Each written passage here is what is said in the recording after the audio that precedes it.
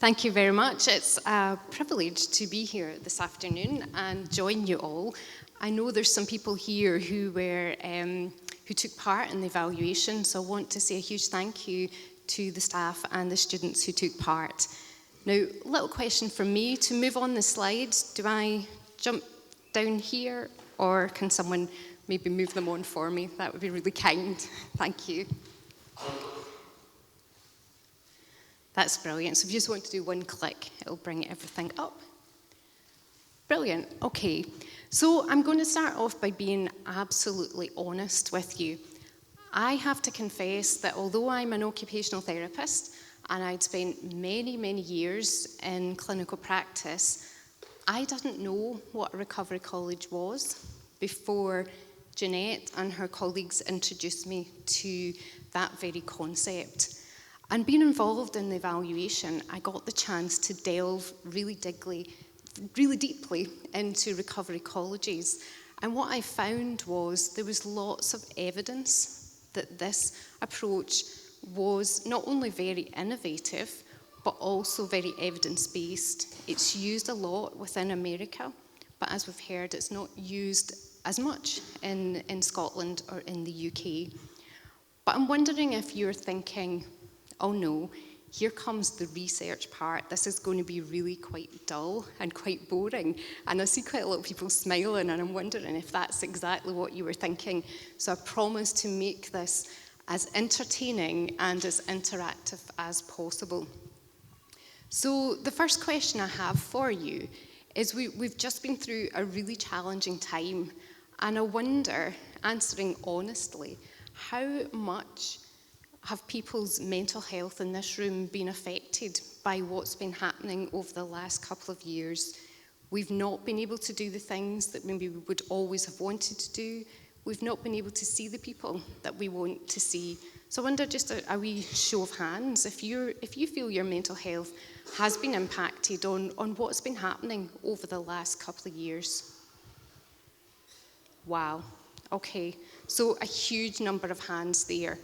And one of the questions, because this is the boring research part, I love statistics, I love research, but I know not everybody does. But I'd like to pose a question to you to think about as we're going through this presentation. So the question is, we know that mental health has been challenged during the pandemic, and we know that before the pandemic, mental health services were already extremely stretched. So my question to you as you listen to this short presentation today is, do you think that recovery colleges or the North Ayrshire Wellbeing Recovery College could be part of the mental health solution going forward? Do you think that the recovery college could help to take away the burden that's on our mental health services? So that's my question. And I'm going to share with you the findings. As I said, I didn't know, I'm embarrassed to say, I didn't know a lot about recovery colleges, but I do know much more now through working with Jeanette and her team, and I'd like to thank them for making me feel so welcome. So bearing that question in mind, here is the aims of the evaluation. So it was mixed methods. And what do I mean by that? Well, that just basically means there's some statistics, so there's some numbers there that satisfy people who like to know about, what impact does it have in terms of scores, and that's standardised assessments. There's also some qualitative information in there, which was through focus groups, and I see many of the people here who took part in the focus groups, so a huge thank you to you. I really enjoyed chatting with you. And we looked at that to find out, well, what was the impact of the Recovery College on students' sense of well-being, their sense of connectedness, and their hope for the future. So that's what I'm going to talk to you about today. Next slide, thanks.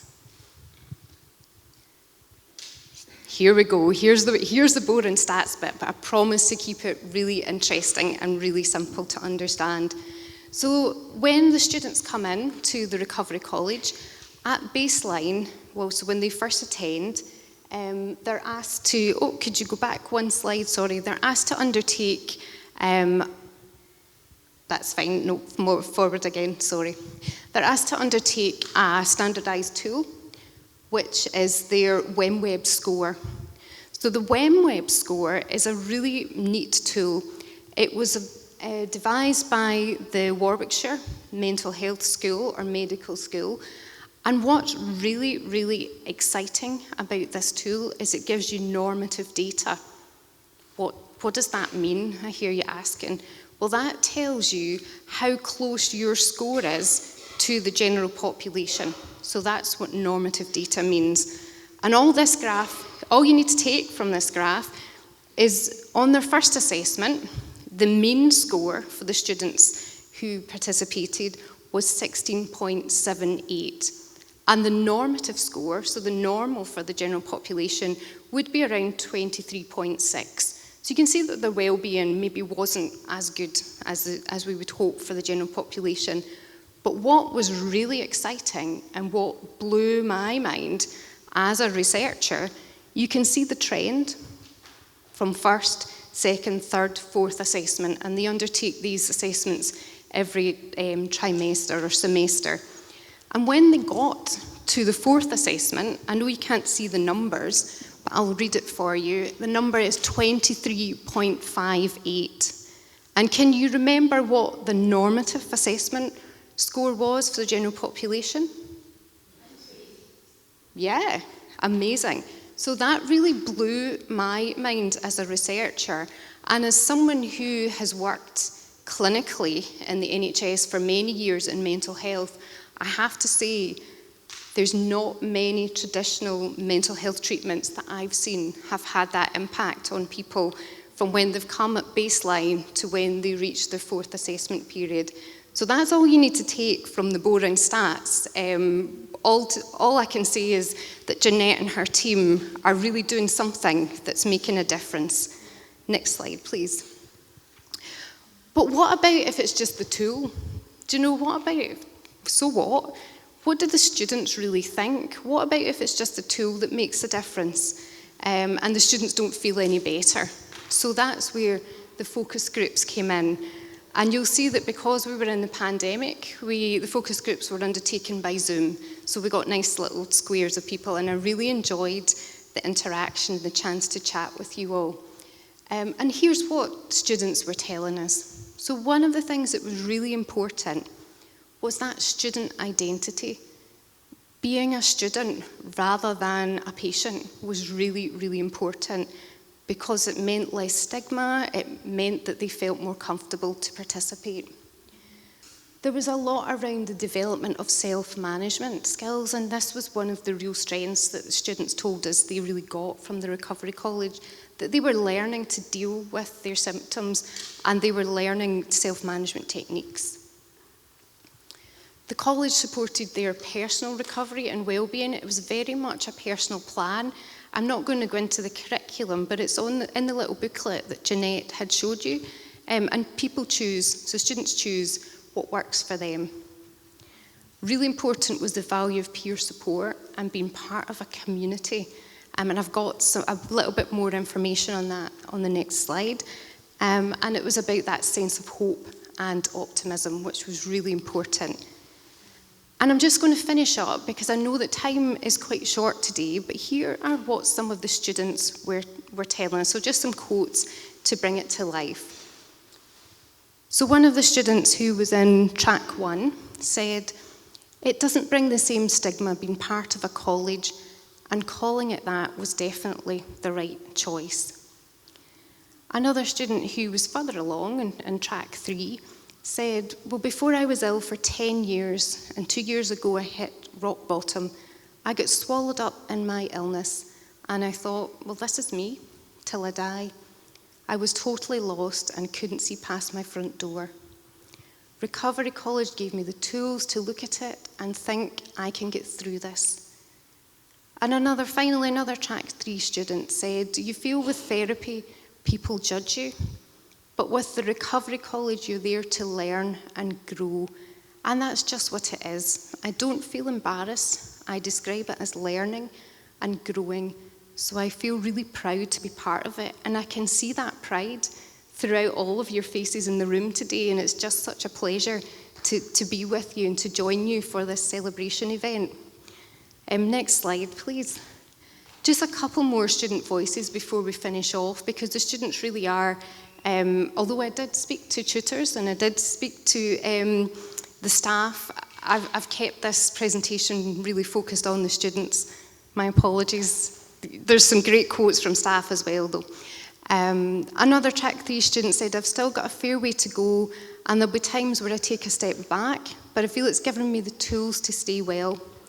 If I've had a bad day now, instead of that being me for 2 or 3 weeks, it's a low spot for a day or two, and then I'm able to bring myself back. And again, the final quote is just about a sense of connectedness from one of the students who'd become a peer tutor, because also that's the pathway that many of the students are aiming for, and talking about how important that's been to their well-being and recovery.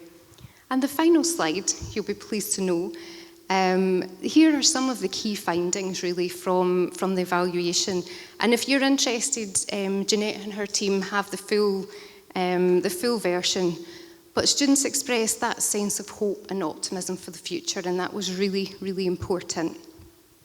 The Recovery College delivers on that mental health strategy for Scotland, and if any of you looked at that, you'll know that the steer on that is towards recovery and towards self-management. So it's very much in tune with our kind of government steer in all of this work.